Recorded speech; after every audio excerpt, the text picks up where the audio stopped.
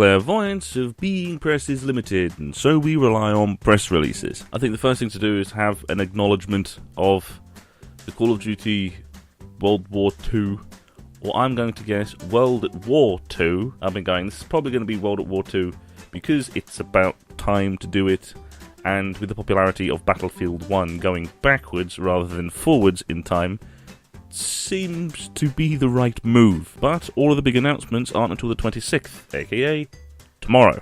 So this is going to miss today's episode, but it's probably going to be a big chunk of Friday's episode, because no one in their right mind is going to have any major announcements from tomorrow until next week, Monday, because no one is going to compete against Call of Duty. And so we're going to move on to the actual news portion of the video and actually talk about a game that I actually talked to the developers at Gamescom. I didn't get my chance to play it, but covering the event by myself also means that this is, well, couldn't really play it at the event anyway, because this is a co-op game, a two-player co-op game called Hacktag. As I say here, Piece of Cake Studios is thrilled to announce that its award-winning title Hacktag, a two-player infiltration stealth game with asymmetric cooperative gameplay, will be available through Steam Early Access on May 18th, 2017.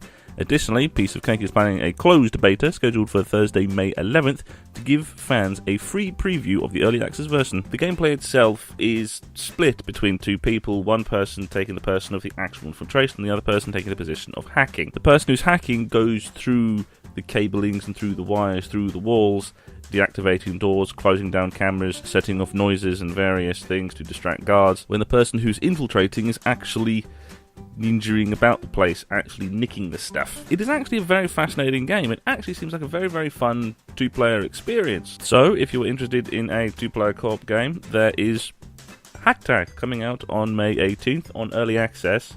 It's Early Access, so there's still probably going to be some tweaks and some additions after the fact. The last email we're going to talk about is an email I got about Bertram Fiddle. If you may remember, about a year ago, probably over a year ago now, I reviewed episode 1 of Bertram Fiddle. Bertram Fiddle is a point-and-click episodic series by Rumpus Animation. It is very good, and I have actually interviewed them before. It's at MCM about 2.5 years ago. I got to talk to the... I know it's Seb, but the writer... There we go. I was going to remember it anyway, because it's Seb Burnett, and he's the writer. Suddenly that just came to my mind. And I also reviewed episode 1 a little while afterwards, and the only real criticism I had for it was it's a bit short. That was it. The logic was fine, everything else was fine, the animation was actually really good. It has that very, very sort of Cartoon Network-y style of animation, which was actually very intriguing and was actually worked very well. Episode 2 was meant to be released late last year, but there has been some delays, and so the game is going to be coming out in the next few months. In the press release, they give the rather tentative date of May 2017, so it is going to come out in the next couple of months, but no strict date has been set. But that isn't what this press release is solely about. Rumpus Animation has released a undemo. It's basically a character creator. They've released sort of a game thing where you can make characters. It's from a pile of flesh, is the way that they've started calling it. As they say here, A Bleaker Predicament, which is the second episode, is far more ambitious project than the first game, and it's almost quadruple the size, which is kind of what I wanted more than anything else. It's just that the original release date of November last year may have been a little bit optimistic. The undemo for Bertram Fiddle you can play for free and download for free via GameJolt and Itch.io.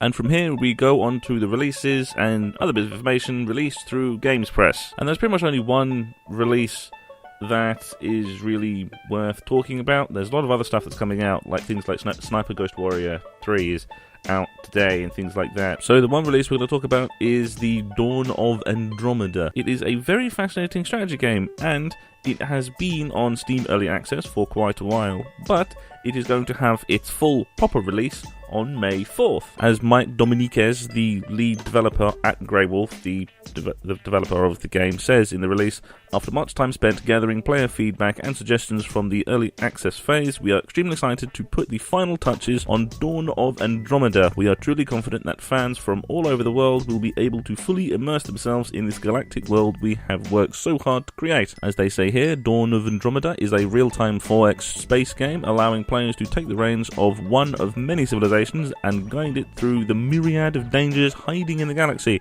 They will be able to build out their empire, colonize new planets, interact with other factions and characters, research new technologies, and build fleets so powerful that the enemies will tremble at its mere sight. If anything, it kind of reminds me of a Civilization game, which is sort of empire control and building and exploring and things, which is fun. The game itself looks great and looks fun.